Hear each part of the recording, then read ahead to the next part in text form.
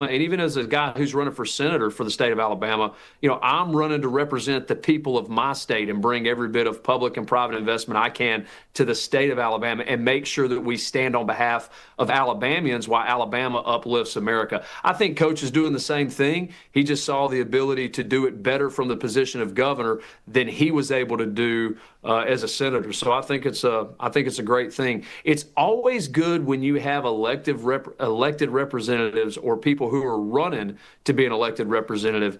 Again, going back to what you said at the start, who put the people first. And I think with the two races you talked about, and then also with my race, that's what we're standing on. Yeah, exactly. And that's why people are supporting you, at least on the right side of history, which, again, I believe is the majority of the nation. Let's shift over to the National Guard shooting on November 26th.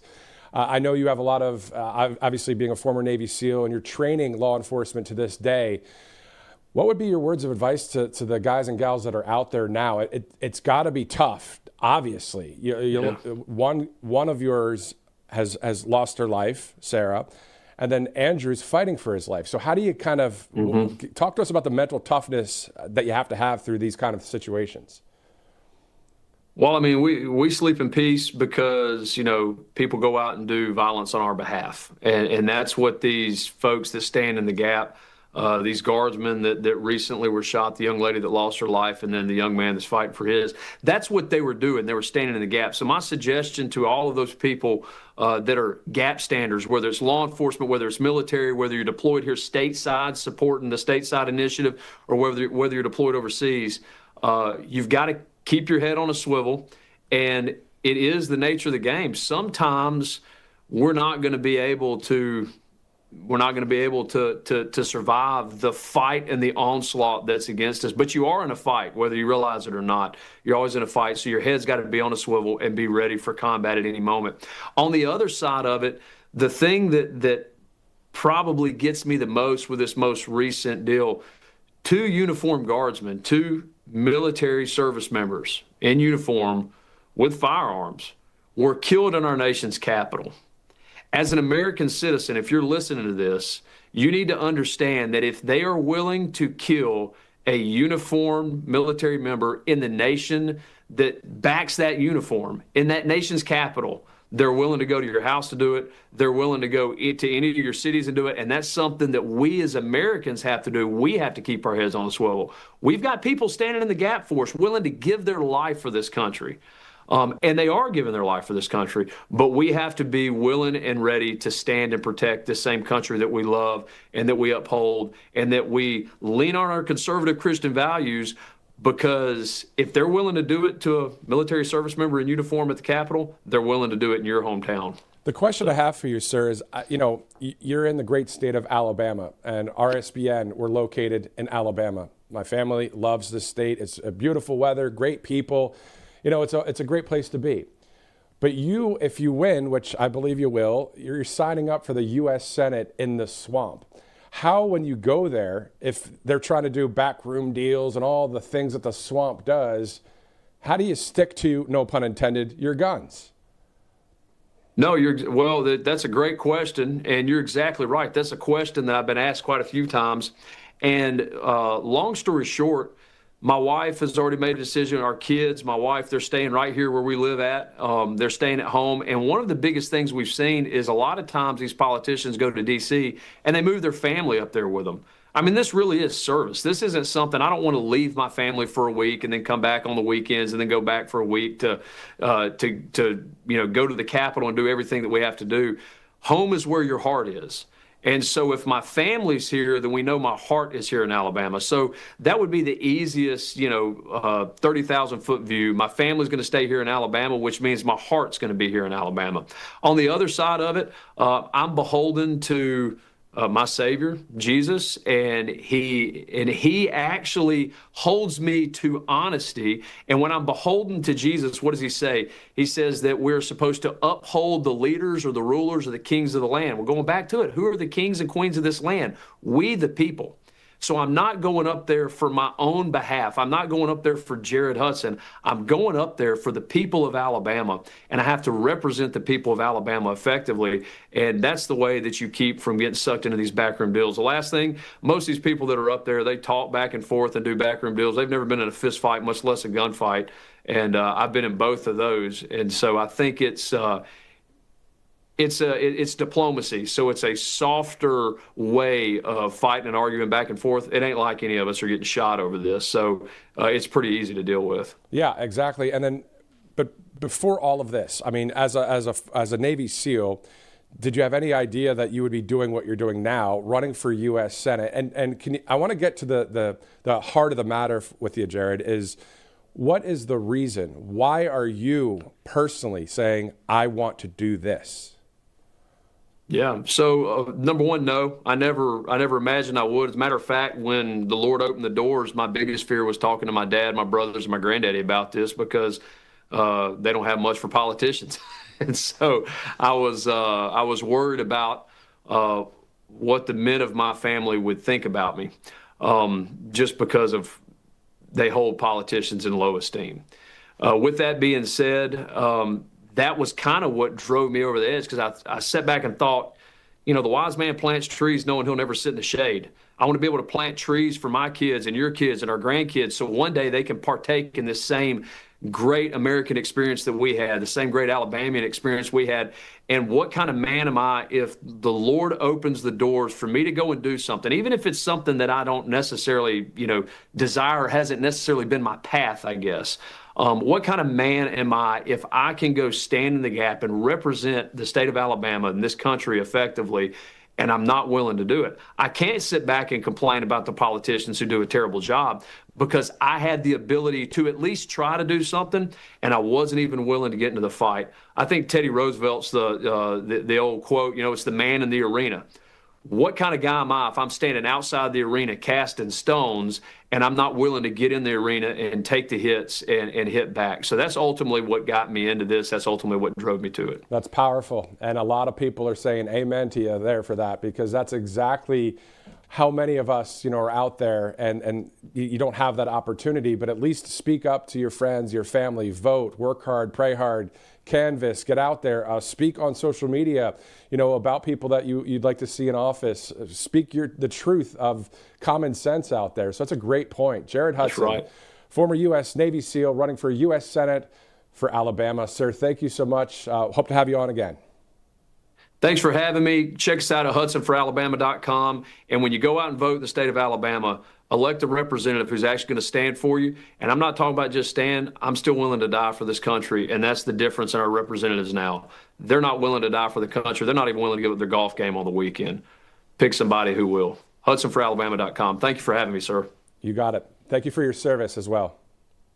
Yes, sir. Jared Hudson, former U.S. Navy SEAL, running for U.S. Senate in the state of Alabama. Those are the kind of people that we want representing us, right? Somebody that is all out for we the people. And we know that we have a few of those type of great people, great patriots, right? We have a list. We know who they are right there in Washington, D.C. Let's go to a couple of our sponsors before we go to our next interview. We're getting ready to go see President Trump there at the cabinet meeting. This will be his 9th cabinet meeting of his second term. AngelPace.com out of Spring, Texas. If you use the RSBN promo code, that goes a long way for great discounts on various products at Angel Paste, including the Miracle Cream and other great products there. Great Christmas gift as well. Long-time sponsor here at Right Side Broadcasting Network. Also, let's go to Cove Pure. CovePure.com/RSBN, $250 off. That holiday sale, it was $200 off. Now it's $250. So the water can be cold, it can be warm, it can be hot through that machine. But that's not all it does, of course. It takes out 99.9% of the chemicals, of the stuff that's in tap water. You know how tap water tastes like, let's be honest, crap? I don't like it. Maybe you like tap water. I don't know. I think a lot of people like filtered water. So this is what you have here. 99.9% of all of that is out of the tap water, and it's healthier to drink, no aftertaste. And again, it can be cold, warm, hot, and you have $250 off for a limited time. Drink pure, live pure, covepure.com/RSBN. It is 10:59 this morning 11 o'clock, almost on the East Coast. Let's go now to our next live interview out of the great state of Ohio. I used to live in Columbus, Ohio State.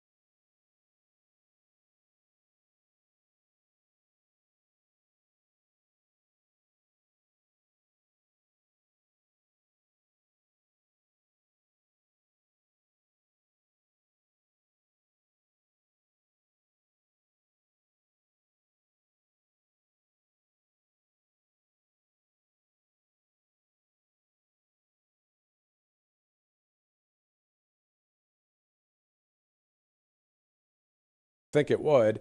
What would that mean for when you're in there in the classrooms in the education system? What would that mean if this is now law that this has to happen? What has to happen then? Great question. And so it does not do as much as some people think it does, especially the opponents. It does not. First of all, it's not about teaching religion. It's about teaching history.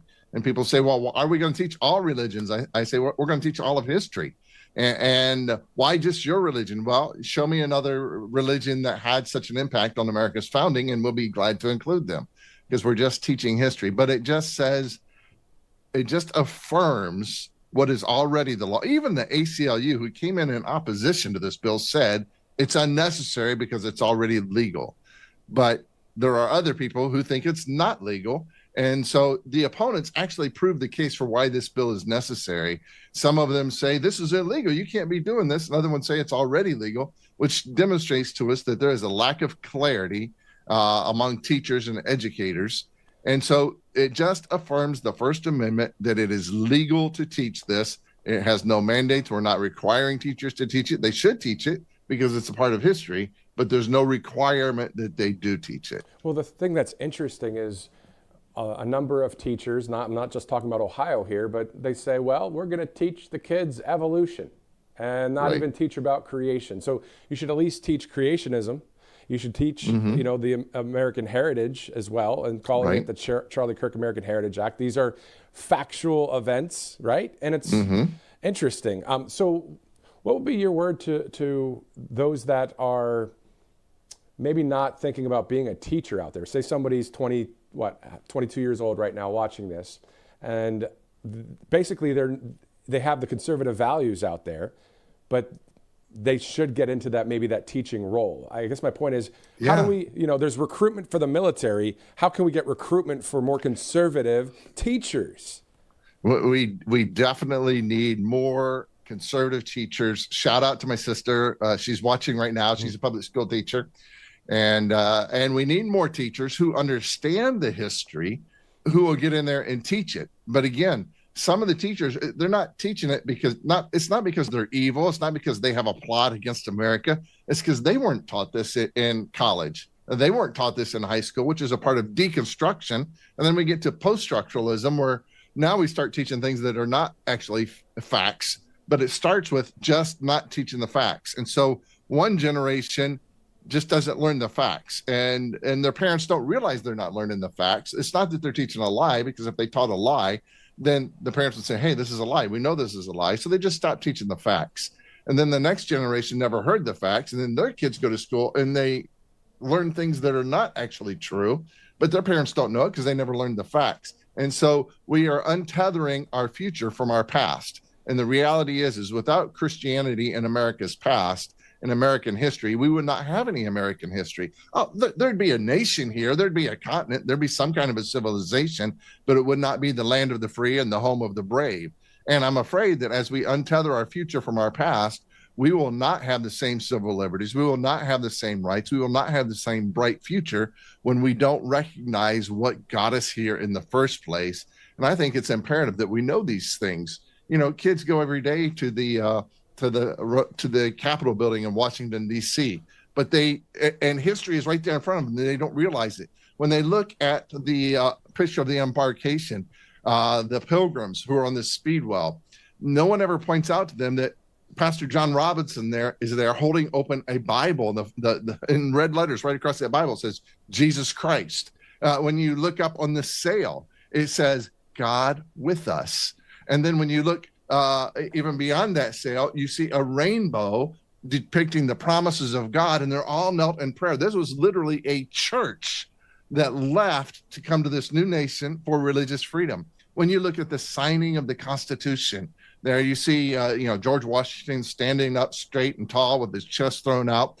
When you look at the feet of Benjamin Franklin, you see 3 books that were borrowed from Thomas Jefferson's library. We don't know which books they are, but it's a tribute to Thomas Jefferson because he was away in France. And so they wanted to include him in that portrait somehow. But then if you look over on the right side, there's a desk and there's a book there. We know what book that is. It's the Holy Bible. And in fact, not only do we know what book it is, it's open. It's not closed. It's open, and it's open to a very specific passage. And that passage is the Sermon on the Mount. It's in Matthew chapter 5. Ironically, when the minority leader was arguing against the Charlie Kirk American Heritage Act on the floor, he used this phrase twice to argue against it, this phrase, a beacon on a hill. And I just had to chuckle within because he obviously didn't even know where that phrase came from. It came from the Sermon on the Mount. It came from Jesus.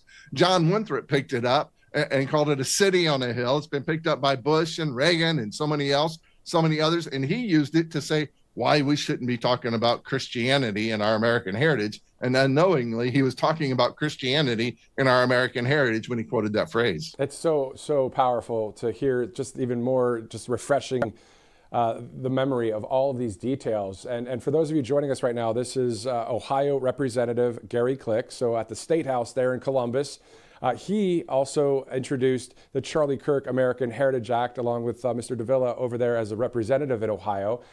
Thanks again for having the time to spend with us here. So let's talk about some of this a little bit before I let you go. Let's talk about truth, right? Because isn't it interesting that this country is the one that's getting the most attacked, not saying physically, but in so many ideologies. You know, you have wokeism, globalism, deep statism, Marxism, communism, all the things, other things, that all of it to get away from what? God, family, country, freedom, truth, justice, and the American way. And let's be straight up about this, because we have freedom of speech. Jesus Christ of Nazareth. Isn't it interesting? That's that. So people have to understand that. You know, hopefully they open their eyes are open and they go, oh, well, that's why they're free. That's why the country is, for most of our history, been on the right side of history. Right. And when we just, Donald Lutz did a study on what were the citations that our founding fathers used. And he went back and cited all the, searched all the citations from our founding era. And more than John Locke, more than Blackstone, more than Montesquieu, and more than Hume combined, the most quoted resource was the Bible. 34% of the quotations came from the Bible, which the others combined equaled about 19%. And then anyone else they quoted was so small it didn't even hardly register. And they quoted from the Bible. They quoted largely from the book of Deuteronomy, which is where we get our Republican form of government, because that was the second giving of the law. And Moses was giving it to the Israelites before they went into the promised land. And he's like, here's how you set up a government. This is what it should be like, captains over hundreds and 50s and 25s and so forth. Well, then, that's your local, your city, your state, your federal government right there. And we look and all that came from Deuteronomy. And that's what we based it on. And the most quoted people were Moses, of course, from the Torah, and then also the Apostle Paul from the New Testament, especially Romans chapter 13, which I call Paul's elevator speech on civil government. I also, isn't it in Deuteronomy, the greatest commandment is in Deuteronomy, to love the Lord God with all your heart, soul, strength, and mind, and your neighbor as yourself. And then Jesus repeats that in the New Testament. So, I mean, that's, if anybody wants to know, excuse me, the greatest commandment, there it is, right? To love God. And that's what, some people ask, why was I made on this earth? Why was I created? Why am I here? And there's a lot of great things that we can do on this earth to have for the cause of freedom and all that, vote and pray and work hard. But it's really, and then I'll give you the last word on this, just in my opinion, is just to have that connection with God in heaven. Because before the fall with Adam and Eve, what was going on? God and Adam and Eve, they were together, in the cool of the day. God's like, hey, a father God with his family, right? And then sin entered in, and, now you have to get saved to get back to God. So your closing thoughts on just the purpose of all of this. You're absolutely right. And it's not up to us to force religion on anyone, but we have to teach history honestly. And when I was carrying the SAFE Act in Ohio, which was a very powerful bill to protect children from mutilation, sex changes, a reporter from Reuters asked me, so what's your Bible verse? And I quoted one of the ones you just quoted, love your neighbor as yourself, because that is our duty as we serve, is to love our, first we love God. Secondly, he said, just like it, it's like you have to love your neighbors. And you can't hate your neighbor and love God at the same time, or love God and hate your neighbor. Those two things don't go together. And so we look back to the scriptures as our basis for what we did in this nation. That doesn't mean everyone has to be a Christian, but even Thomas Paine, who was anything but a Christian, when he wrote the pamphlet called Common Sense, he quoted the Bible. Why did he quote the Bible? Because even though he was not a Christian, he knew that to convince Americans, you had to go to the scriptures. Why did Benjamin Franklin call for prayer? Benjamin Franklin was not a Christian, but yet at the Constitutional Convention, he said, the longer I live, the more convincing proofs I see that God intervenes in the affairs of man. And he quoted 14 passages of scripture extemporaneously. That's pretty good for somebody who's not a Christian. Most Christians couldn't do that. And he quoted 14 passages of scripture extemporaneously, and he called for prayer. And today people want to say that's unconstitutional, it's unbiblical. And this whole idea of even the separation of church and state, people don't realize that goes all the way back to Roger Williams, who was being persecuted in the Massachusetts Bay Colony. And he fled through a snowstorm, started Providence, Rhode Island, later wrote this work called The Bloody Tenet of Persecution. And he went to Isaiah chapter 5 to discover that principle of the separation of church and state, passed it on to John Leland later, who was an anti-federalist and only supported Madison once Madison promised a Bill of Rights.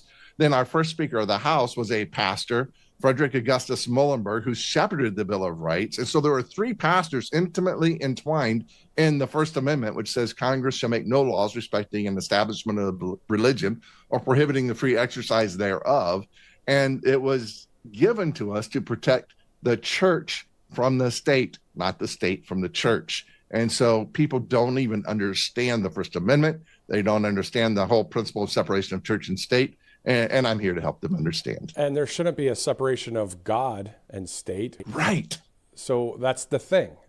Anyway, this is great. Right. We could talk for another 3 hours, sir. We could. I would love it. Let's do it sometime. Definitely. All right. So Ohio Representative Gary Click, thank you again for joining us. And thank you again for introducing that bill, Charlie Kirk American Heritage Act, in the great state of Ohio. Thank you again, sir. Thank you so much. God bless you. God bless you. Keep up the great work. Thank you. All right. So it's 11:15, Tuesday, December 2nd.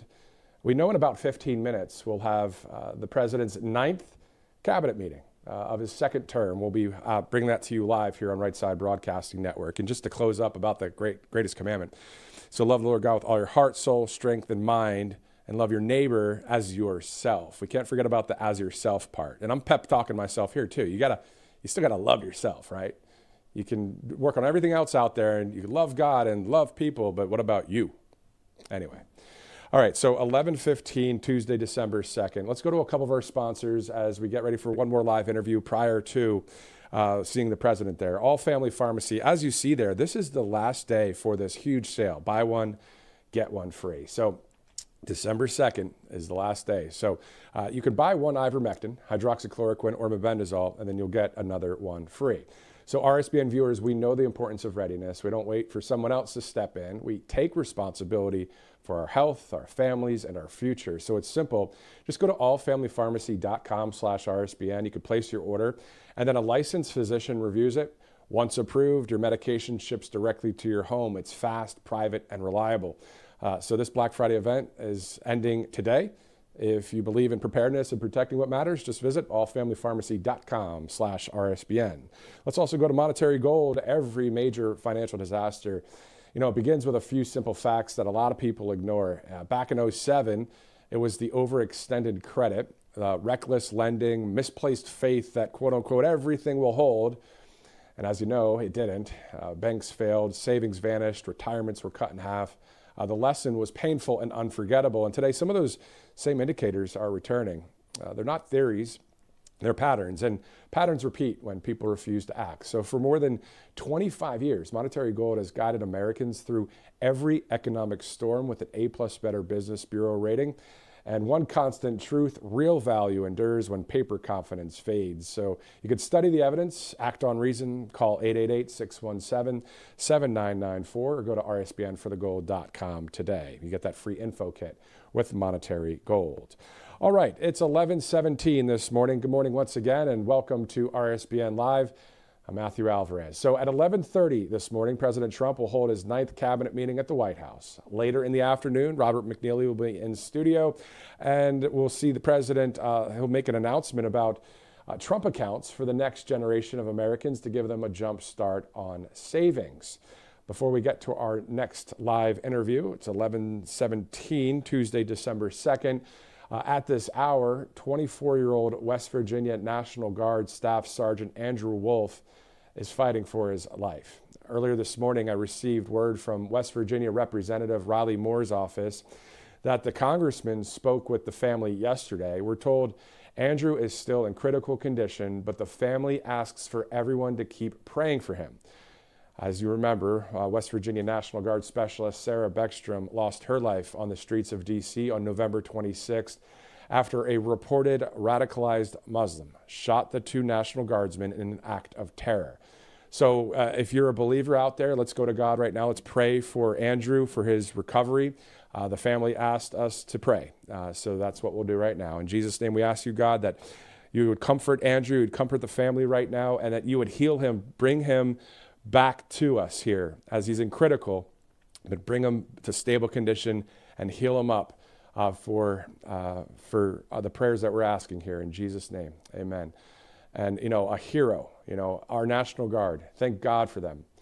Thank God for the military. Thank God for law enforcement. Thank God for first responders. Thank God for nurses and doctors, especially those that are on the right side of history. Thank God for we the people, right? Thank God for freedom. There's so many things. I feel like we're having Thanksgiving all over again.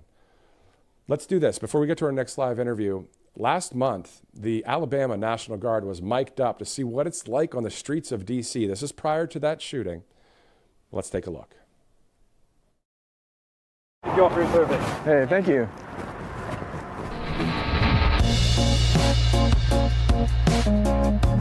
I'm out visiting the soldiers, making sure that they understand what their mission is here and providing them some sense of purpose in their mission. Good to see you. Ooh, your hands are cold. Oh, my hands cold? Sir. It's good to see you. How's it going? So you know this area might be one of the more hotter areas with the activity. We got the game tonight and then Halloween. Chinatown is usually an area where there's a lot more activity, so just keep your head on a swivel. Don't get complacent. So talk about your task and purpose. So we're here to detect and deter crime in order to help local law enforcement keep DC safe. What we're doing here in this Army uniform, us maintaining that polite and professional attitude is very important to maintaining trust. We want the civilians to trust this uniform at all times. That's what we raised our right hand for, is to support this nation, and we want them to trust us. I definitely have a lot of respect and honor for the soldiers that are here doing this mission. They were all called up on a very short notice, many of them not knowing that they were being called up 3 to 4 days before this mission started. They're all here doing a great job, great motivation, and I couldn't be more proud of them. So that was, I believe it was earlier in November. So great to see our National Guard out there in D.C. and at various places around the country. And let's talk about Tennessee quickly. Memphis, of course, the National Guard there as well. And today, as you may know, the Tennessee special election for the 7th Congressional District is today. A lot of people on the right side of history are getting out the vote for common sense patriot Matt Van Epps. So we'll see how that all develops over the day. As it's 11:21, we know that President Trump and the cabinet will have that meeting in about 9 minutes from now. It may go a little bit later than that, so we'll stay here live with you. In the meantime, let's go to the CEO of VetCom and conservative author and military veteran, Kate Monroe joins us. Kate, thanks again for joining us on Right Side. Yeah, glad to be here. Well, which way should we go? There's so many things to talk about. Let's just talk about just the past, I don't know, during the holidays, right? Thanksgiving, Black Friday, a lot of us might have off from work, maybe not. But what's it like to be able to go through holidays, have time with family, but know that our country is, a little shaky in some areas, no? I mean, I think it's definitely shaky, but it is interesting when you hit the pause button for a second and maybe watch football instead of news, how suddenly it doesn't seem so bad.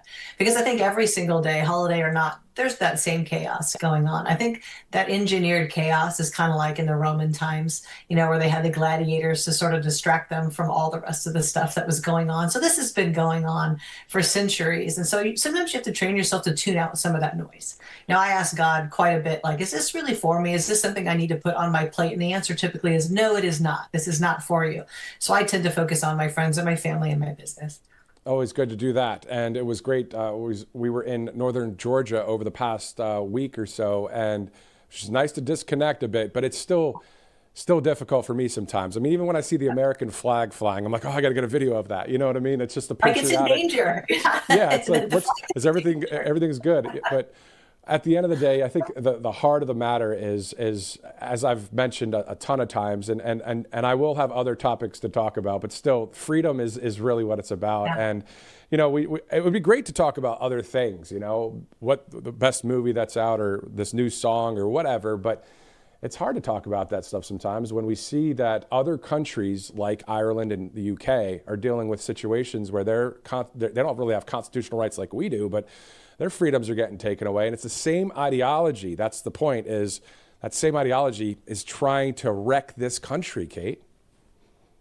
I mean, our country is harder to overtake than other countries, but the more that our own Americanism slips and our patriotism slips, we become easier and easier to overtake. I mean, look at what's going on in some of these big cities. You got Mamdani, you got this young woman up, I think, in Seattle, who actually still lives at her parents' house, is, socialist or communist. Wait, the mayor does in Seattle? Yes.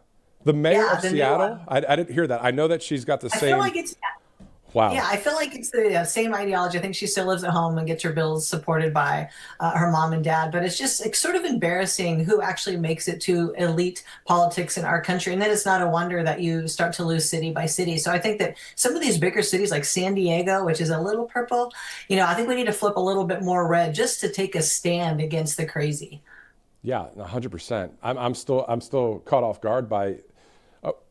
I was talking about the Seattle mayor. It's Katie Wilson, I believe, and Mamdani, socialist, communist types, same ideology. And you're saying that she lives with her parents and she's a mayor of a major metropolitan city. This is the kind of thing that we don't. Mamdani lives in supported housing. I mean, he lives in subsidized housing. Yeah. So, really? We had Rebecca Koffler on yesterday. She escaped communism back in the USSR days, Soviet Russia, and to hear what specifically it's like from someone, it always starts with that emotional aspect of, hey, free stuff, guys, come on, come here, free stuff, and then before you know it, their mind's controlled. Well, their minds do get controlled, but I think it happens a lot generationally. Young people will go through a cycle where they think the man is bad and their parents are bad, and capitalism is bad because of what they learn in college. But then as they climb the ladder, they look back down and go, how did I ever think that things could be actually free? Now I'm paying for them. My parents are paying for them. Generations of people are going to pay for all of these programs. And then suddenly when you get out of the ether of all that crazy, you look back and just wonder how you ever arrived there. But it's pretty easy. The colleges, and Trump taking a stance against all these colleges, funding all of these radicalized teachings, I think is a good thing. I think we need to send a very clear message. Why would the federal government from the top down spin pure insidious evil and lies into the hearts and minds of young people? And that's really what Charlie Kirk was on a mission to combat that, and I applaud him for that. It's sad that he lost his life over that. Exactly. I mean, cleaning up our country is what we want to see as we the people, right? We want the corruptness or the corruption of the different departments. We want that to be cleaned up, the swamp to be drained. And to your point, the late great Charlie Kirk, with the amount of boldness he had. I was listening yesterday to just one of his, either debates or when he was as a podcaster. And I thought to myself, and it's more of a personal thought, I just said, man, I miss hearing Charlie Kirk's voice. I miss hearing that voice in America. And we all have to step up. We can't fill his shoes, but we all have to step up in some way, whether it's on a program like this or whether it's on social media or with friends and family. Do you miss the voice and obviously the person of Charlie, but I miss the voice of Charlie Kirk? Oh, I definitely miss him. He came to my church a weekend many times, and I thought, wow, what a bold and bright and amazing human being this young man is. I mean, he caught me off guard. I speak a lot. I speak for a living, and I thought, wow, if I was as good as Charlie Kirk, I'd really be something. So yeah, I'm very sad that he is gone. But there's more Charlie Kirks out there. There's more of us that can stand up. And I think the thing that needs to happen is people need to be more bold with what they believe. I've told you many times, I live in a house with a liberal Democrat, atheist, Turkish immigrant. And if I was just small and quiet inside of my own house, I wouldn't really be living.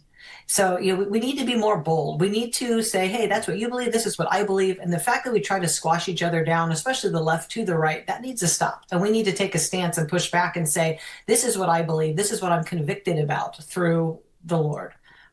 Exactly. And then doing what we the people want in this country, which is the majority of this nation, voting for President Trump, 3 straight elections, the majority of the country saying we want common sense, conservatism, we want freedom in this country.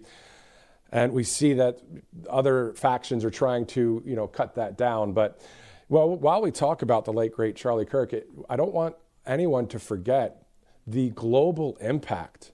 Do you remember, in England and all over the world, there were pictures and I remember in France, the Je suis Charlie, like I am Charlie, there's so many different things that happen. What an absolute huge impact. And then on top of that, that September 21st memorial in Glendale, Arizona, when the power of the Holy Spirit was really there moving amongst people. It was powerful stuff. It was powerful, but we need to continue it. I think sometimes we turn what could be a movement into an event. Right? Things like that shouldn't be an event. They should be a movement. They should spark like lighting a match in a dead forest. And I think that's what you're seeing a lot of these high school campuses, these college campuses. They're waking up. They're starting to get these TPUSA chapters at their own schools. And I think that's really his legacy. If in his death he sparked a movement and not an event, then his life was really worth what he thought it was. He actually achieved what he should have achieved. And sadly, if he is up there looking down right now, I think he might think, you know what, I couldn't have done this in a whole lifetime on earth. Yeah. I couldn't have pulled this off if I had lived till I was 100 years old. The massive impact for people with salvation, going to church, just praying to God, all of that. And then on top of that, the boldness. People have to decide, am I a Charlie Kirk, or am I someone that is Marxist, communist, and all the other things that are not good for humans? I think that's the thing, isn't it? Just common sense to talk about. I mean, that's what it's all about. It's human life, it's liberty, it's all the good things, right? Versus the things that want to tear it all down. Well, when you talk to just regular everyday people, even the man that I am married to, I would say 95% of the stuff that we would talk about that has to do with the world, our kids, we would be aligned. So why then does it seem so scary out there? Well, it seems scary because of the news. I mean, the news only propagates horror. It doesn't rarely ever tell you any good news. I mean, you don't hear a lot of people talking about the fact that like my company. My company would not usually get any acclaim, but we put $8 billion in people's pockets. But all you ever hear about on the news is just absolute horror after horror, stabbings, shootings, protests. That's all that is on the news. And that's a sad state of affairs. That's why I like the work that you do. That's why I like to get on your show, because here we are talking about God on in this medium. I love it. Yeah, it's like the highlight of the week. Well, no, Kate, right there with you. I mean, the freedom of speech at this network and in conservative media as a whole, to be able to speak about things that you would not ever hear on the local news or at some legacy outlet, and it's more of an open forum, of course we report news as well, but man, it is true. Kate, let's talk about this cabinet meeting. Of course, it's always good to have that transparency there at the cabinet meeting. All the department heads are around with President Trump. The people want transparency, regardless of what it is, right? Yeah. Oh, I 100% agree. We actually sort of run my company this way. We always have meetings with all of us, live on Zoom, and we take all of that to our company of 250 people. The more transparent you are with each other and with those that you are serving, the more they will believe in what you're doing. When you're constantly hiding everything, even if it isn't bad, now there is suspicion. Now you're throwing shade over whatever it is that you're doing. And I just think it's refreshing to see this young cabinet of Gen Xers absolutely crushing it. Do they always all get along? No, and they shouldn't, because you don't need a bunch of yes people. So I'm excited for this next generation of up and coming stars that he has assembled. Yeah, so we're going to see that today in just a bit. Kate, thank you so much. Kate Monroe, the CEO of VetCom, a conservative author, military veteran. Thank you again for your service. Thanks for joining us here on the network. Happy to be here. Always good to speak with Kate Monroe live out there in California. We've spoken to people in Alabama, Ohio, and California today, but everyone that's watching in other states around the union, Iowa, shout out to you guys there, Wyoming, Texas, Maryland, wherever you're watching right now, we still remember all those rallies. We remember all those places that President Trump went for the campaign trips. And we interviewed a number of you, maybe that are watching right now. I remember in Grand Rapids, Michigan, just 1 week after Butler, Pennsylvania, J13, President Trump was right back out there in Grand Rapids in that hockey arena. It was quite electric. It was powerful. But all of you guys showed up in Grand Rapids. And it's one of my favorite rallies that I ever covered, because it was in such a historic time after an attempted assassination in Butler. 7 days later, the event happens. And, on my mind, of course, you're out there on the streets of Grand Rapids, right outside of an arena. What's it going to look like? And it was packed with patriots, packed with we the people, packed with people that said, no, I'm standing with this president. I'm standing for this country, and nothing's going to make me discouraged. That was powerful. It was really powerful to be a part of that, and then to go inside that arena and to hear the USA chants echo off of the arena there in Grand Rapids. I mean, it's something that those of you in Rapid City, South Dakota, remember that one? How about in Miami, Florida, when the rainstorm came through and President Trump continued to speak, even in lightning and thunder and the storms, and the crowd was soaked but chanting USA, and President Trump saying, this is the best rally I think we've ever had. I mean, these moments in time, right? They're great, but we kind of pocket them. We kind of keep them in our hearts as we move forward because we still believe in we the people. We still believe in God, family, country, freedom, and truth, justice, in the American way. We still believe in all this stuff. And I know that every day, I mean, we can't, put your heart on your sleeve like I am doing right now every day. We have news to cover, and you guys see that. Robert McNeely will be in the studio a little bit later, as well as President Trump will be making an announcement a bit later in the afternoon as well. So let's get back to some of that. Let's go into the news mode. But before we do, let's go to mypillow.com/RSBN. All right. So Merry Christmas. Save up to 80% this holiday. You see a lot of great gifts right there. Listen, I got married 2 years ago, and it's just wonderful to have a wife that loves the Christmas decoration stuff. It's awesome. I kind of I'm into it now too. I'm like, yeah, let's put the candle there. And anyway, mypillow.com/RSBN. Go ahead, go there if you'd like, and purchase some products. I mean, it really is helping MyPillow and helping RSBN indirectly out. And of course, Mike Lindell on the right side of history, doing great things for election security and integrity. And now that I think of that, free Tina Peters in Colorado. Free Tina Peters in Colorado. She was doing a thing that is not worthy of spending this much time in jail. I believe that's now 2 Thanksgivings. So we got a free Tina Peters. We'll see how that transpires. I don't have that power, but I have the power to speak about it. And you have the power to talk about it on social media. All right, let's go to our next sponsor here on Right Side Broadcasting Network. Or if you'd like to donate, you can do that too. RSBN to 801-801. So just text RSBN to 801-801 or go to rsbnetwork.com/donate. Any money that you're giving to conservative media goes to all of the coverage that you guys see and all these live events that we have here. It definitely is not free to get the live feeds from Washington. So, and the staff and all the other things. So if you'd like to donate, RSBN to 801-801. If you just text those letters, greatly appreciated. If you can't make it happen, that's all right too. Glad to have you with us. 11:37 Tuesday, December 2nd. Quite cloudy there in Washington, D.C. So here's the run of the schedule for today. At 11:30 or soon, the president will hold the 9th cabinet meeting of his second administration at the White House. Later in the afternoon, the president will make an announcement about Trump accounts for the next generation of Americans to give them a jump start on savings. So we'll have that second broadcast. We know that the presidents of Rwanda and the DRC, the Democratic Republic of Congo, will be at the White House later this week. We also know that the president will be at the Kennedy Center on Friday for a FIFA event. So a number of things that we have our eye on, but of course there's a lot of news in the 24/7 news cycle, including tracking today the Tennessee special election for the 7th Congressional District. A lot of people getting out the vote for the common sense patriot Matt Van Epps, of course endorsed by the president, but also, it's great to see that out there. If you're just joining us now, I interviewed Jared Hudson. He's running for U.S. Senate in Alabama, a former Navy SEAL.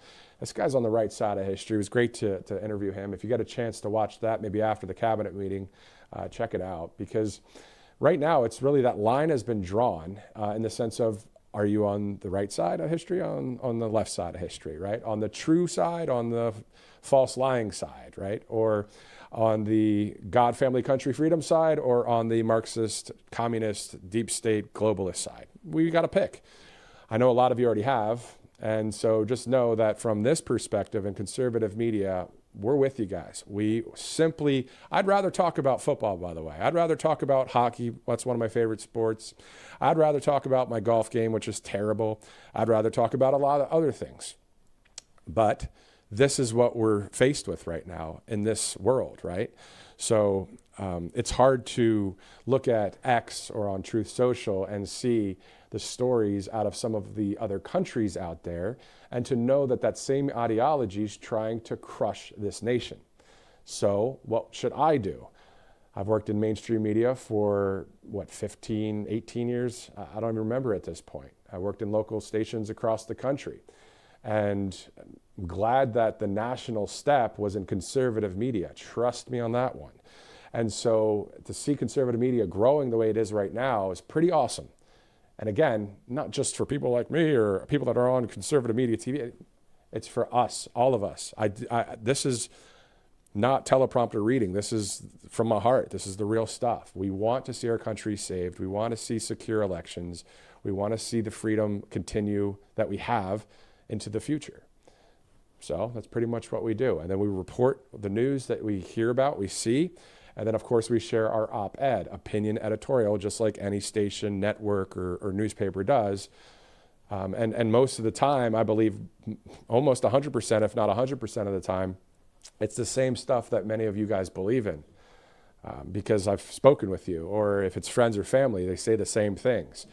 So instead of keeping that secret and just, I don't know if I should say that because if you work at a certain job, you can't talk about certain things. Well, guess what? I'm not in mainstream media anymore. So we get to talk about conservative media. We get to talk about God, family, country. And I get excited about it. I'm sorry. It's just the way it is. I don't know. After being around, there's been a lot. I've been to the White House before. I've been to the Pentagon before. I've met a lot of people, interviewed a lot of people across the country. And I've seen the dog and pony shows at all these political events. I've seen the terrible stuff in New York City when it comes to all sorts of press conferences. And when you're able to be able to speak truth and not be concerned that, hey, I spoke about God again today, and that's not a problem, that's pretty cool stuff. It's called freedom of speech. Isn't it awesome, America? All right, let's go to allfamilypharmacy.com/RSBN. Today's the last day for this great sale, by the way, so let's get to it. So if you buy one ivermectin or hydroxychloroquine or mebendazole, you get another free. So if you buy 20 of them, you get 40 free. Pretty good stuff, right? So RSBN viewers, we know the importance of readiness. We don't wait for someone else to step in. We take responsibility for our health, our families, and our future. And it's simple. Just go to allfamilypharmacy.com/RSBN. You can place your order. A licensed physician will review it. Once approved, your medication ships directly to your home, fast, private, and reliable. So this Black Friday event is lasting to today. Today's the last day for it. So if you believe in preparedness and protecting what matters, visit allfamilypharmacy.com/RSBN. Let's go to monetary gold as we await the live feed there from the president. Every major financial disaster begins with a few simple facts that a number of people, unfortunately, ignore. So in 2007, if you remember, it was the overextended credit, reckless lending, and misplaced faith that, quote unquote, everything will work out. Well, today, some of those same indicators are returning, and they're not theories, they're patterns, and patterns repeat when people refuse to act. So enter monetary gold. For more than 25 years, monetary gold has guided Americans through every economic storm with an A+ Better Business Bureau rating, and one constant truth, that real value endures when paper confidence fades. So you can study the evidence, act on reason, give them a call, 888-617-7994, or visit rsbnforthegold.com today to learn how owning tangible gold and silver can anchor your savings before the next shock arrives. All right, 11:43. President Trump to hold that 9th cabinet meeting. We saw that great press conference yesterday with Carolyn Levitt speaking about the president's schedule. Something that we get every night here at the network. Any network receives the daily guidance and press guidance for the next day. So today is the cabinet meeting, and then also we'll have that announcement by the president a bit later in the afternoon. Robert McNeely will be in studio for that as we continue to cover what's going on out there in our world. All right, 11:43, Tuesday, December 2nd. Let's go to the National Guard video. If you just joined us right now, this is a video that was taken about a month ago, early in November. And it was what it was like on the streets of Washington, D.C. And then we'll give you an update on the condition of Andrew Wolf, of course, in critical condition right now, and also the family saying to keep him in prayer. As I spoke with the spokesperson of Representative Riley Moore of West Virginia earlier this morning on text, and she said the family is asking for prayers for Andrew Wolf. And of course, we remember the great patriot, Sarah Beckstrom, as well, who died at the hands of a reported Muslim that was radicalized and carried out an act of terror in Washington, D.C. But let's look about a month prior to that. It's about a minute video. It's a mic'd up video from the Alabama National Guard that's there in Washington, D.C. Let's take a look. Thank you all for your service. Hey, thank you.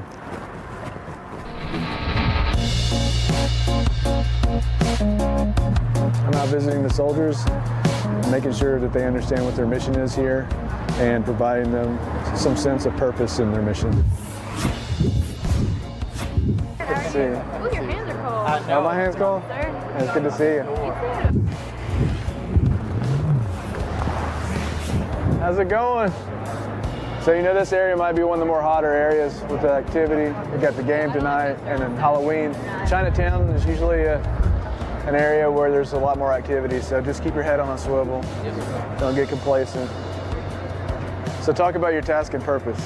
So we're here to detect and deter crime in order to help local law enforcement keep DC safe. What we're doing here in this Army uniform, us maintaining that polite and professional attitude is very important to maintaining trust. We want the civilians to trust this uniform at all times. That's what we raised our right hand for, is to support this nation, and we want them to trust us. I definitely have a lot of respect and honor for the soldiers that are here doing this mission.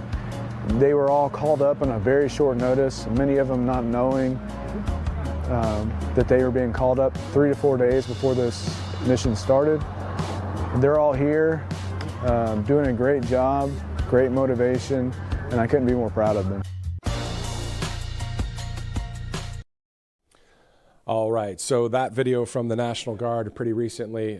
We also may be able to upload a couple things that have happened in the past couple hours. We had a GOP press conference, a Pentagon press conference. We'll see if we can get that uploaded. In the meantime, coming up, of course, in 2026, the midterms. Then the United States, we celebrate our 250th birthday on July 4th. And then the 9/11 anniversary will be 25 years since September 11th, 2001. Of course, we're talking about 2026 right now. Of course, it's going to be quite the interesting year. A lot to happen, you know, just with what I just said there when it comes to the midterms, of course. And we'll monitor news stories as they happen. Also, just the other day, as you may have heard, the actor Kevin Sorbo quoting some great people over the past few days, but also great quotes. This one from George Orwell saying, "The further a society drifts from the truth, the more it will hate those who speak it." Isn't that the truth? The further a society drifts from the truth, the more it will hate those who speak it. And we're seeing that, unfortunately, in some countries, even in Europe right now, Ireland, the UK. But it's not the people that's the problem there. It's some that are allowing all of the woke ideologies to take over and lack of freedoms that the people in Ireland and the UK have. Let's look at Brazil as well. I mean, Jair Bolsonaro serving, 27 years in prison? What did he do? You know, he's a guy that's a supporter of the Trump administration, a supporter of people, and the people support him. And somehow the other guy, Lula's in there. You know, we don't want any of that in this country. But we just had in 2020, according to Tulsi Gabbard, of course, the subversion of the will of the American people. So will there be indictments? Guys, we can only talk about it here and, see how things go as we cover conservative news. All right, so it's 12 minutes to the top of the hour. We do know that we'll be seeing the cabinet meeting momentarily. It's scheduled for 11:30. So we'll get to that as soon as we see that live feed. In the meantime, Just thanking God once again for conservative media and citizen journalism to be active in the court of public opinion. Of course, your voice matters. Great common sense words from conservative analyst Robert Barnes recently. But definitely those of you that may not have a network that you're at, but you have a podcast or you're on social media and you've got hundreds of thousands of followers, it is what it is. We're all kind of in this thing for freedom together. Let's go to President Trump right now.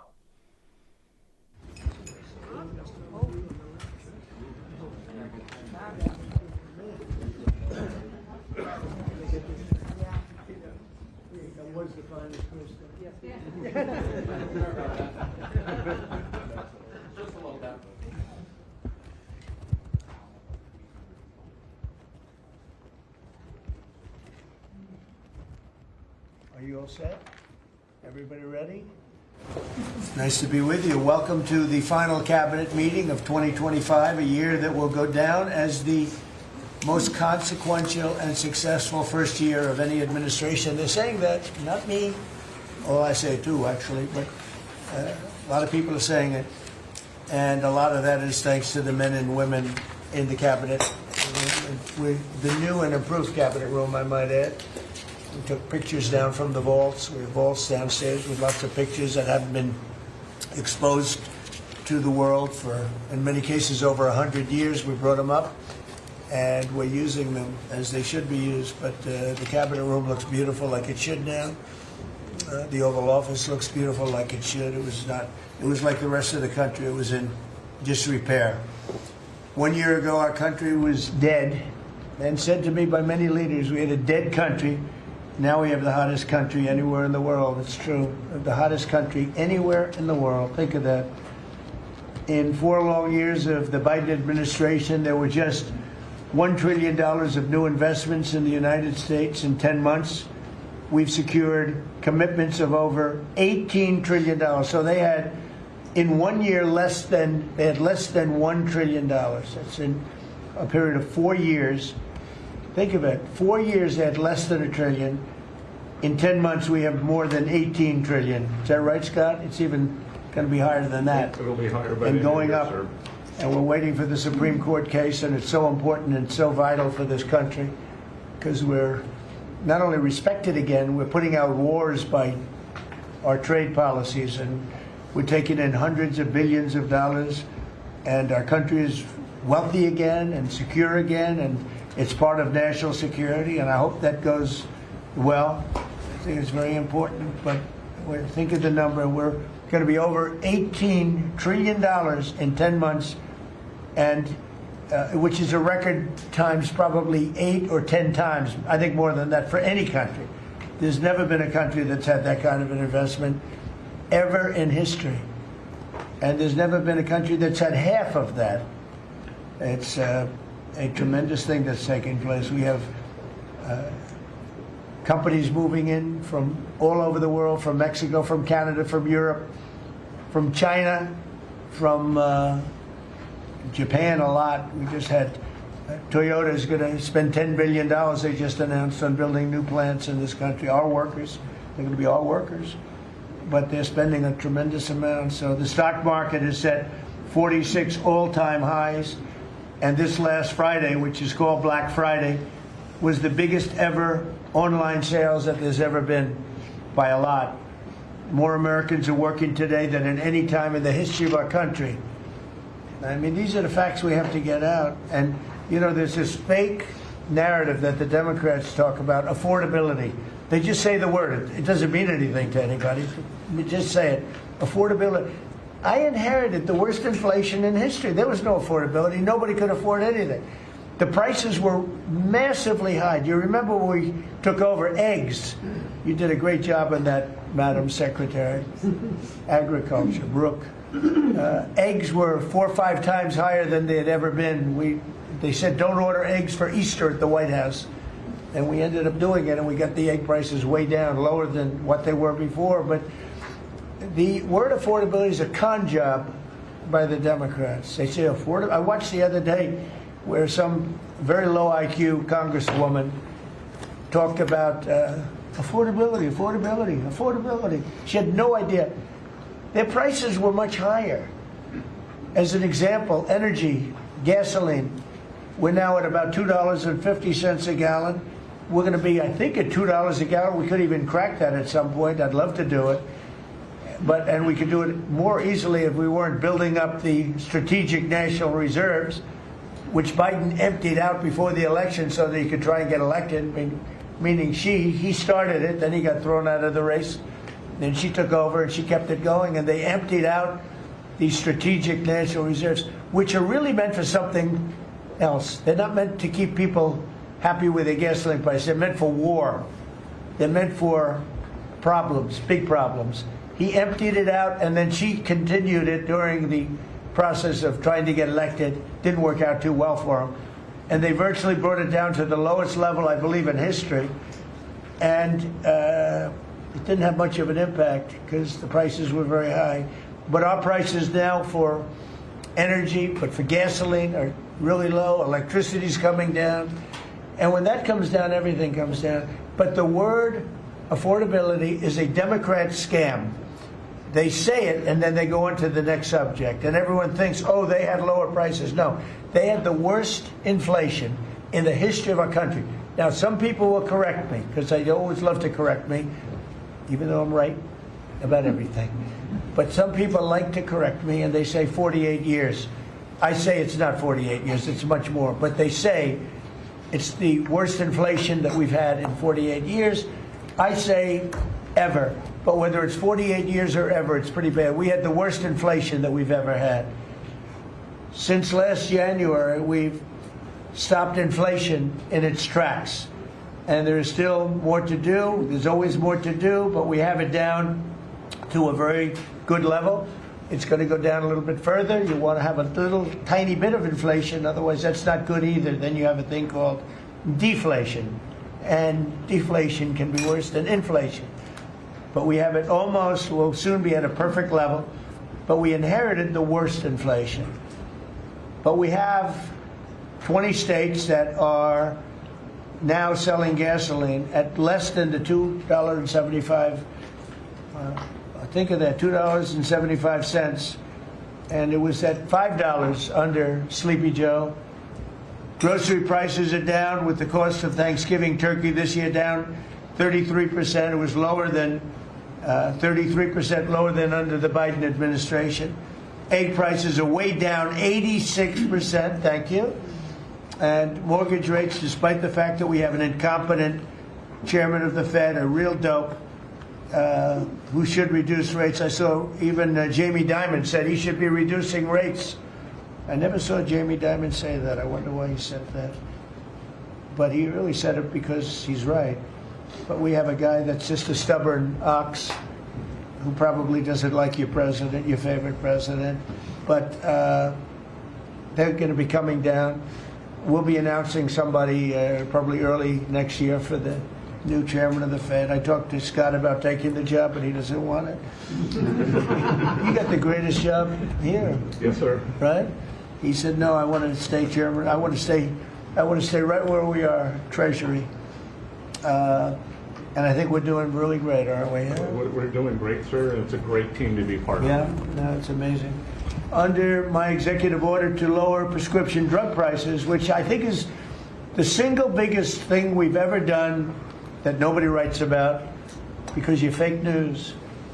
I've made unprecedented deals along with Bobby and Oz and all of the people that work on it. A lot of people that you wouldn't even think work on it, but they do, to slash drug prices by 200%, 300%, 400%, 500%, 600%, 700%, 800%. Nobody's ever heard of it before because I instituted favored nations and no nation agreed to do it. And then I said to the nations, if you're not going to do it, I'm going to charge you 100% tariff, which is more money than we're talking about. And they said, sir, we'd love to do it. Please, we would be honored to do it. And they agreed that they would go along with the whole thing. Nobody thought you could do it because they felt, number one, you couldn't get the drug companies to do it. So we're paying, as an example, for the, let's call it the fat drug, FAT, for fat people. Anybody use it at the table? Don't ask. But the fat drug was $135. Think of that. For certain people, $1,300 for certain countries, $1,300 in New York. So in New York it was $1,300, and in London it was $135. And a friend of mine called me, he said, what is this? Why is it? He got used to paying $1,300. Well, now what we have it down to is, Bobby, what's the number? Like 150 or something? We have it down to a low number, don't we? Yeah, it's around 125, 150. Think of that. So we got it down from $1,300 to $125 to $140, depending on various countries. In other words, we're paying the lowest price, tied for the lowest price in the world. It's, people said you could never do that because you couldn't get the countries to agree to it. I did. Every country agreed to it because I said, if you're not going to agree to it, that's okay, I'm going to charge you tariffs. And as soon as I said that, they said, we agree. And then we had to be a little tough with the drug companies, but they came along. The bigger problem was the countries. The countries just wouldn't go along with it, but they did. Every country. So we have reduced drug prices by 500, 600, 700, 800, 900%, depending on the drug, depending on the company, depending on all of the different factors involved. Nobody's ever even thought of drug reductions like that, price reductions. And I told you the story that in my first term I was so proud of myself because I reduced drugs. It was the first time in 28 years that drug prices were reduced. It was 1/4%. 1/4%. And I was so proud of myself. I said, it's the first time in 28 years that drug prices went down over the course of a year, over the course of a presidency. 1 year. 1/4%. I had a news conference. I was so proud.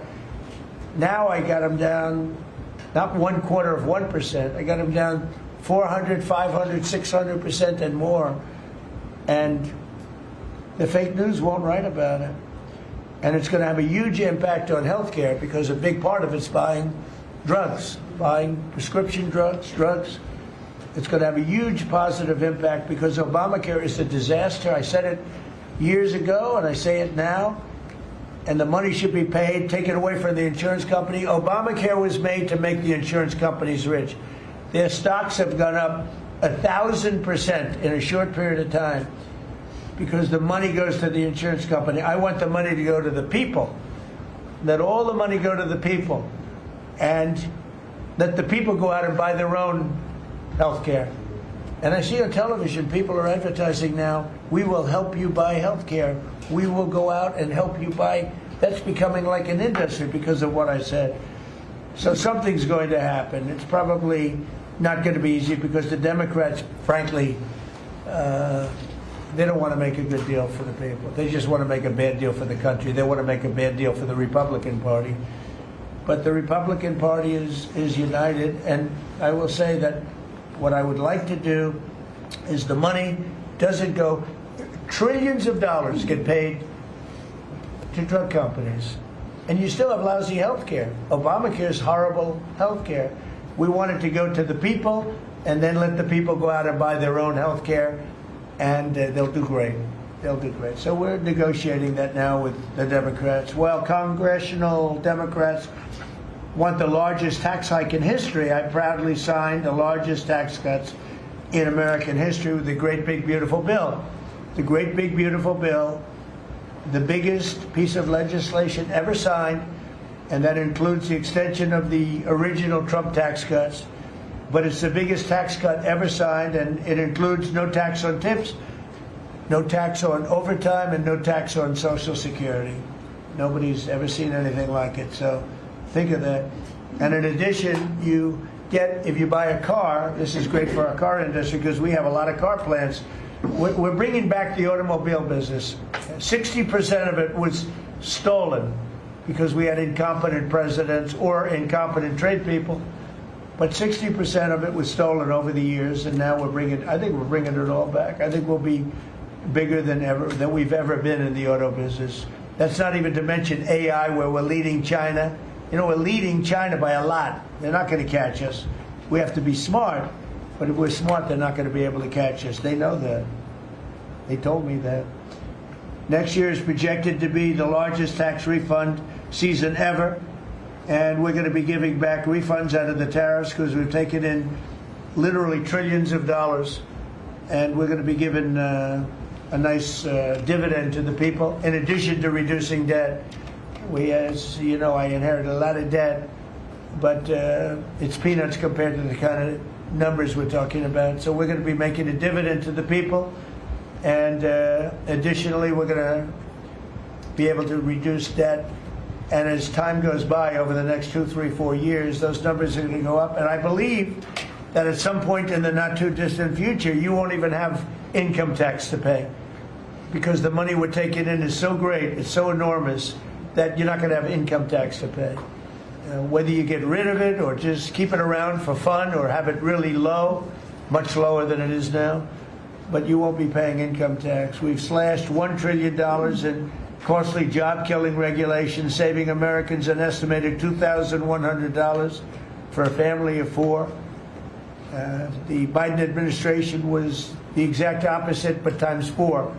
They went up $6,000. We went down $2,100. Think of that. To bring down energy, electricity, and utility prices, I ended the Green New Scam. They call it the Green New Scam, one of the greatest scams in the history of our country.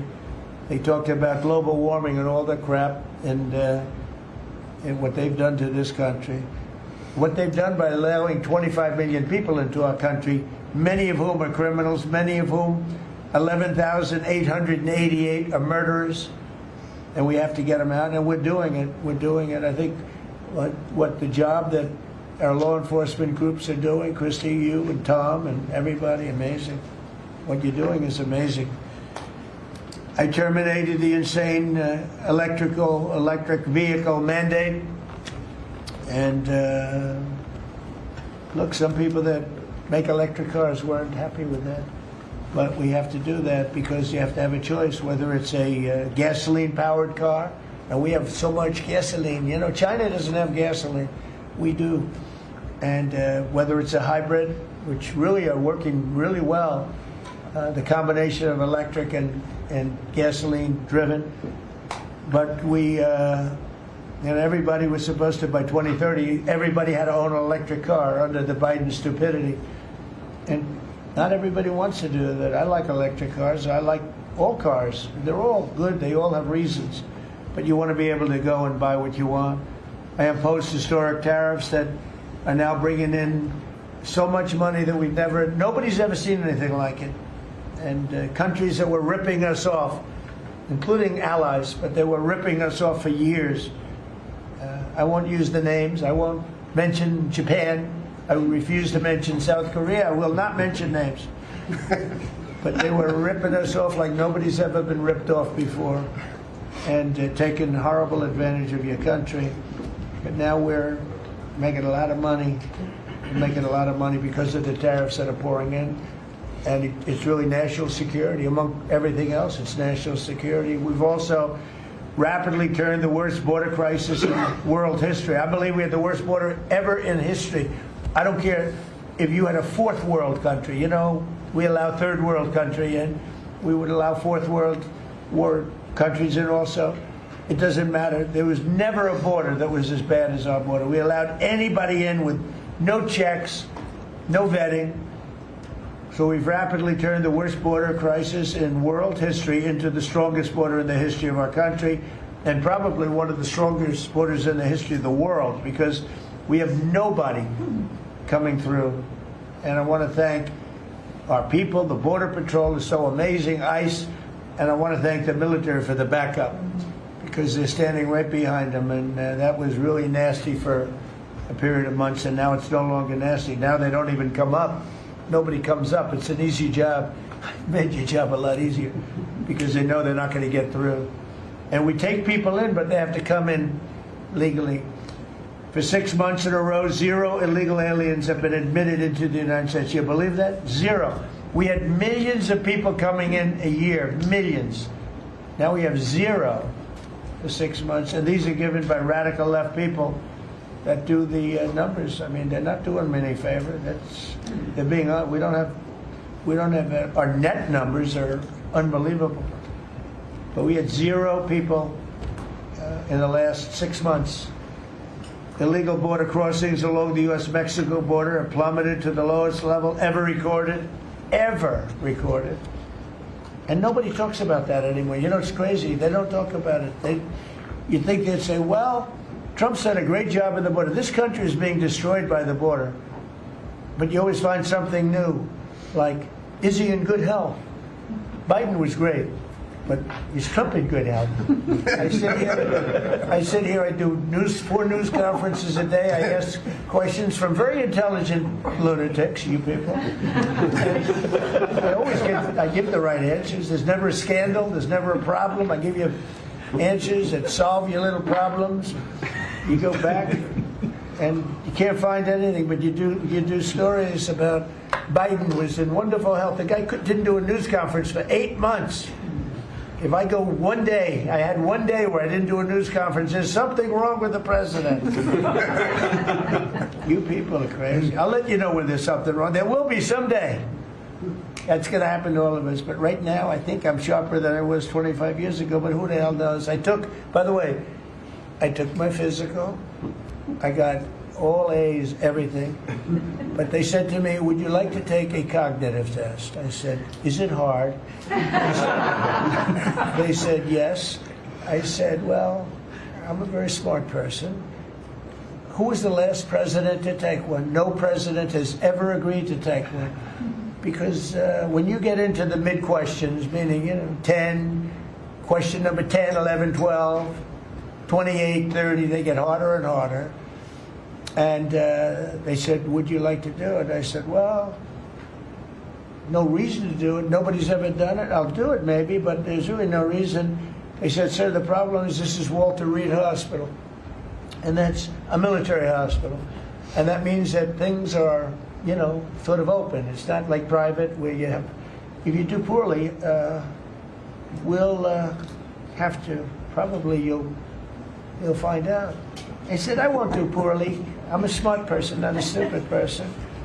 And as the doctor will tell you, I aced it. Right, Susie? I aced. I got every question right. And these are tough questions. These are questions that I would say 99% of the people that I'm talking to right now, meaning the people from the fake news, would not do well in those exams. But I'm the only one that took it. I got every single question right. And then I read in the New York Times, is Trump sharp?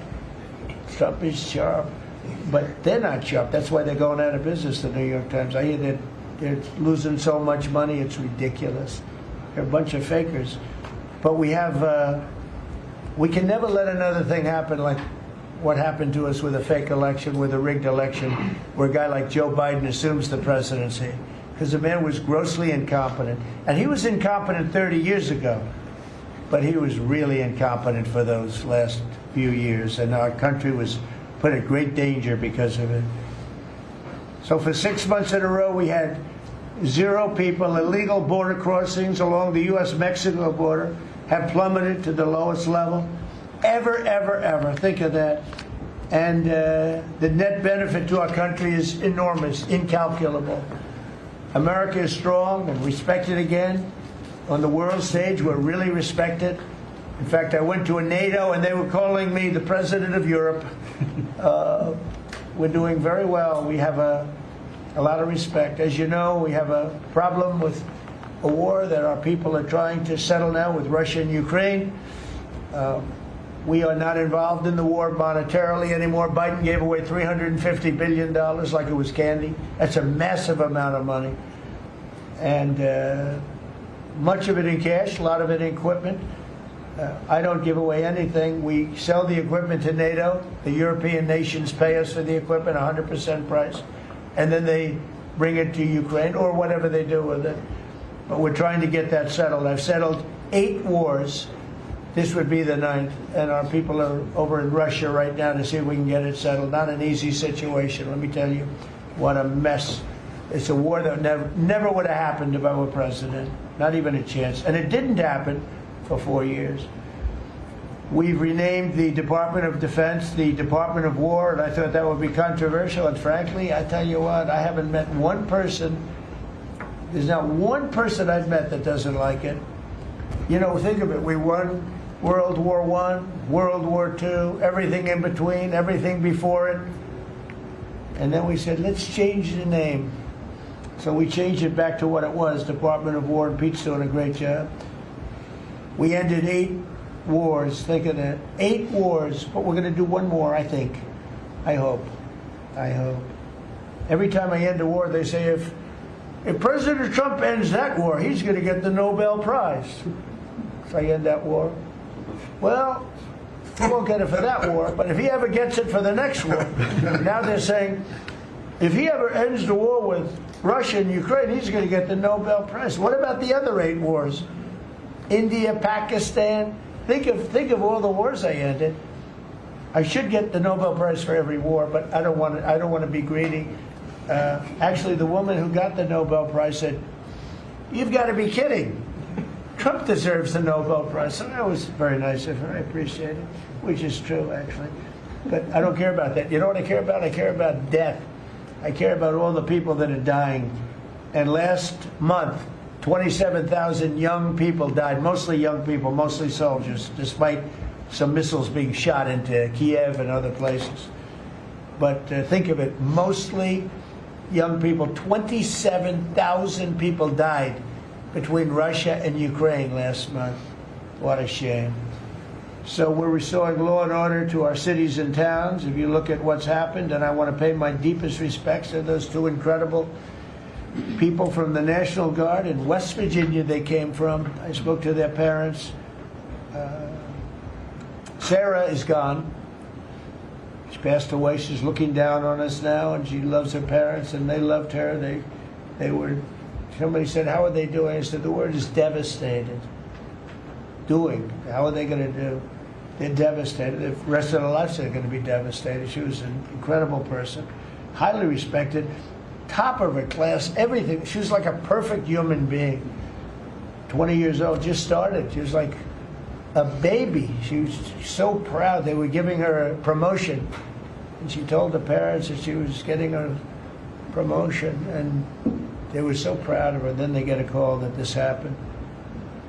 And we have one young man who's fighting for his life. He's fighting very hard. I think he's probably doing better than anybody. They said he didn't have a chance. I'll tell you, the one who said he's going to live is his mother. Spoke to his mother. Sir, he's going to live. I spoke to her very soon after this horrible event took place with this scum that is able to come into our country. I spoke to his mother. Sir, he's going to be okay. I'm telling you.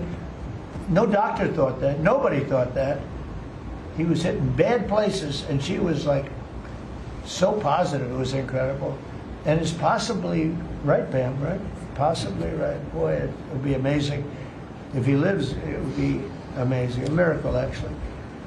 But we're very proud of those 2 people. We're very proud of the National Guard. We're very proud of our military and our police and our firemen and women. If you go back and take a look a year ago, year and a half ago, it all changed, I think, on November 5th, the day of the election. But you go back before that, you couldn't get people to join the military, Pete, right? They didn't want anything to do with military. They wanted nothing to do with joining the police or the fire. They wanted nothing to do with anything. They had no spirit. The country had no spirit, nothing. And now we just had the highest recruitment in history, and we're getting great people. We're getting great people. And I will say, despite what just happened, Washington, D.C. has become a really safe place. And I guess this lunatic probably was upset that the National Guard is so effective, because we were really, really effective, and we are. And Washington, D.C. is now considered a very, very safe city. We had crime numbers a year ago that was so bad, embarrassment, that the city, the capital of this country, could have numbers like that. And Washington now is, no murders, no this. It's been a miracle also what happened here. And now we're in Memphis, and we're going to New Orleans pretty soon. Over there, the governor called me. He'd like to have us go there. Governor Landry, great guy, great governor. He's asked for help in New Orleans, and we're going to go there in a couple of weeks. And we're doing a real job. Even Chicago's down a little bit because we have a minor force there. We could knock it down within 4 or 5 weeks. We could bring it down to almost nothing. But we have a governor that's grossly incompetent, and we have a mayor that's even more incompetent than the governor. He's a very low IQ person. And typically low IQ people don't make good mayors. So I want to thank all of our cabinet members. They're high IQ. Let me say one. Yeah, generally speaking, a couple I'm a little concerned about. No, but I want to thank, we have a great cabinet, an amazing cabinet, amazing people. All of them, you know, sort of have become stars. We're getting credit for the good cabinet, actually. And I just want to wish everybody a great holiday. We've I think, done a great job with the White House, bringing the White House back. You see the Palm Court that was redone. The Lincoln bedroom was redone. The Lincoln bathroom is now gorgeous, like it should have been. It was terrible green tile that was never the way it was supposed to be. It was done in the 1940s, actually, but it was not proper. And we're restoring the White House just like we're restoring the country, and people are thrilled. But the First Lady's done a beautiful job with the Christmas trees and all the decorations. I see the wreaths on the windows. I've never seen that before, on the windows of the White House. And you know, it's 4 stories high. I said, how did they get that wreath? They had people going up in a little dangerous. I wouldn't want to do it. But they put them up, and we have wonderful people working in the White House, and they're really proud to bring the building back. Because this building was a little bit like the country. It was mishandled. It was mistreated. And now it's being given love, and we're building one of the great, I think, maybe the greatest ballroom. We needed it for 150 years. They've been asking. You see the trucks and cranes and excavators in the background, and you hear them, and every time I hear them, I love the sound. To me, I love the sound. I wouldn't say my wife is thrilled. She hears pile drivers in the background all day, all night. They go till 12 o'clock in the evening, day, night, pile drivers. Darling, could you turn off the pile drivers? Sorry, darling, that's progress. But no, we're doing great. It's going to be I think it's going to be the finest ballroom ever built, and we're going to have it here. They've wanted it for 150 years. Think of that. So I will just end by saying I want to thank the cabinet. It's been a great cabinet. Let's think of it. Time flies, but this is our last of the year, as I said, and I just think you've done a fantastic job, and we're going to go around the room. We'll go quickly, but we're going to go around the room, and we'll start with Pete, and you'll tell us about some of the achievements. And some of you have achievements that are so big, I don't want you to go through the whole thing because we don't have time. But we'll start with Pete, and then if you want, we'll take some questions at the end. Please, Pete. Well, thank you, Mr. President. As you said, it has been a historic year at the Department of War. Recruiting and retention over this year are at the most historic levels our country has ever seen. I had a chance to be on an aircraft carrier destroyer over Thanksgiving. The spirit in our ranks since the election under President Trump is unprecedented. I've never seen anything like it as a soldier myself in uniform, and I know a lot of you feel the same way. We've ripped out the DEI and the political correctness. It's all merit-based at the department. We're getting back to basics: accountability, training, readiness, lethality, and that's reviving that spirit. And Mr. President, we're rebuilding the military, historic investments. I just took briefings on the Golden Dome and F-47, next generation capabilities that are going to make sure that for generations to come, America has the most powerful, most capable, most lethal military in the world, which you have rebuilt once and we're rebuilding again. And then we're reestablishing deterrence and credibility. If you look at what happened, we deal with every day the outcome of what happened in Afghanistan, the debacle under Joe Biden. We just dealt with it in the streets of Washington, D.C. with those 2 National Guardsmen. And then what happened on October 7th with Hamas, what happened in Ukraine, a war that never would have started under President Trump. We're having to rebuild that. So whether it's freedom of navigation and taking the fight to the Houthis, whether it's Midnight Hammer, those beautiful B-2s going 37 hours back and forth, undetected, delivering with precision, and Iran not getting nuclear capabilities, Europe and NATO stepping up to 5%, locking down our southwest border. It's been an honor to work with Christy and Tom and everyone else down there to lock it to 0, operational control of our border. And then it's getting after and going after narco-terrorists and designated terrorist organizations in our own hemisphere. As I've said, and I'll say again, we've only just begun striking narco boats and putting narco terrorists at the bottom of the ocean because they've been poisoning the American people. And Joe Biden tried to approach it with kid gloves. And allowed them to come across the border, cartels take over community, 20 million people, hundreds of thousands of Americans poisoned. And President Trump said, no, we're taking the gloves off.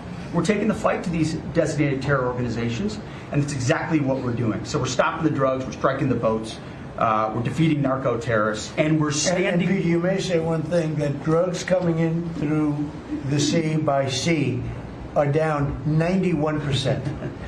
And I don't know who the 9% is. I'm not sure either, sir. But down 91% by sea. We've had a bit of a pause because it's hard to find boats to strike right now, which is the entire point, right? Deterrence has to matter, not arrest and hand over and then do it again, the rinse and repeat approach of previous administrations. This is meant to get after that approach. And I will just end by saying, as President Trump always has our back, we always have the back of our commanders who are making decisions in difficult situations, and we do in this case and all these strikes.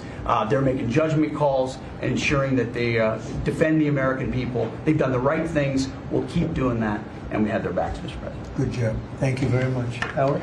So we set out to stop the ripoff of the United States of America. This is about global change of trade.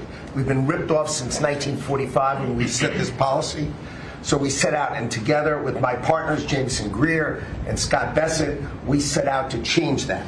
So we started, the first one was the UK deal, right? We asymmetric. They pay us 10%, and we get charged nothing. That allows us to export, and that began the process. Then we did the biggest, the European Union, 450 million people, $20 trillion economy. They completely opened their borders to us, and we charge them 15%. That makes America $100 billion a year and turns it back to where our economy is the best. And so it proved that President Trump's trade agenda was the right trade agenda. Then we go to Japan and Korea. They offer us $750 billion in cash to build in America at the president's direction. And we're going to start, as an example, nuclear. Right? We need to have a nuclear arsenal in America of power, the generation of power. So we're going to build hundreds of billions of dollars financed by the Japanese and the Koreans, meaning